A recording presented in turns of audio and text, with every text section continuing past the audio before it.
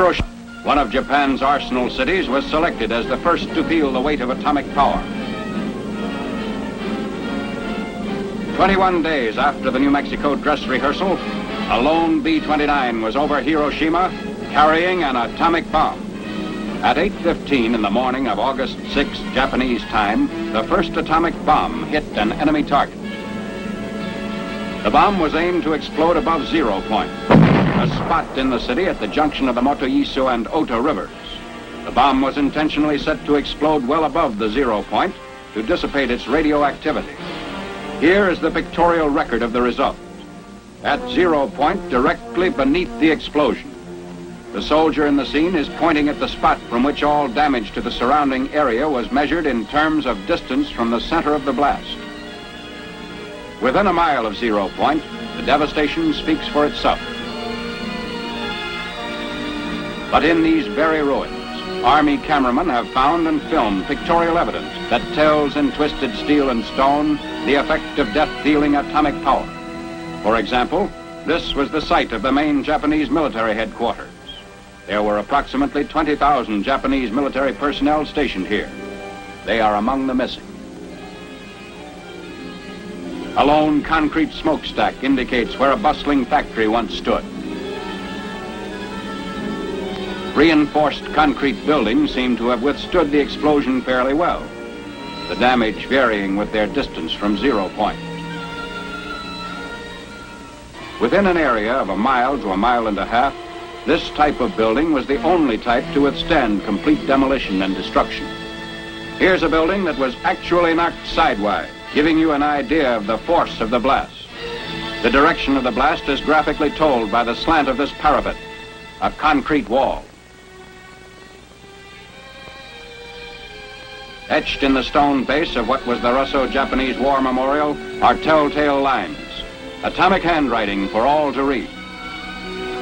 Another signpost of the direction and force of the explosion is blasted in the polished granite base of this statue. The light surface indicates the angle of the blast, 2/10 of a mile from 0 point. Many of the shattered windows pointed like skeleton fingers the direction of the atomic wind of death. On one side, blown in. On the other, blown out, with atomic tornado force. Inside, the flash burns on the chairs give eloquent testimony on the heat of the blast a mile from 0 point, which singed the mohair upholstery like a blowtorch. Hiroshima City Hall, which stood at an angle of 45 degrees to the direction of the explosion, had its doors and windows blown in, but suffered much less damage than buildings squarely in the path of the blast. The windows and doors offer mute evidence of the way the blast swept into the structures.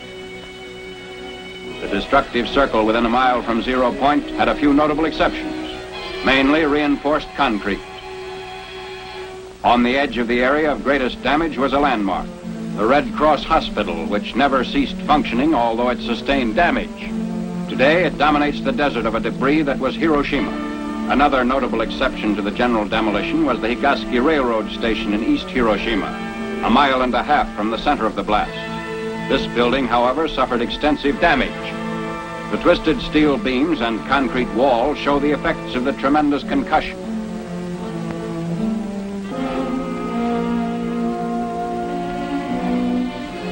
What's left of the Commercial Museum, within 2/10 of a mile of 0 point, also gives indication of the tremendous push of the explosion. The downward force of the blast turned the roof of the Commercial Museum into a reservoir. Amazingly enough, bridges did not suffer too badly at Hiroshima. This steel rail bridge, 1 mile from 0 point, had the side toward the explosion virtually blasted by flying particles, which removed almost all the paint. But the side away from the explosion did not need a new paint job. Roads in the area fared better than buildings or bridges. Shortly after the fires died down, traffic was resumed. Today, these highways through the ruins are again in use. Beside our military traffic trudge the survivors of vanished Hiroshima, the first city in history to be atom bombed into oblivion. They did not wonder long because the president delivered an ultimatum: surrender or face complete destruction. The Japanese ignored the ultimatum.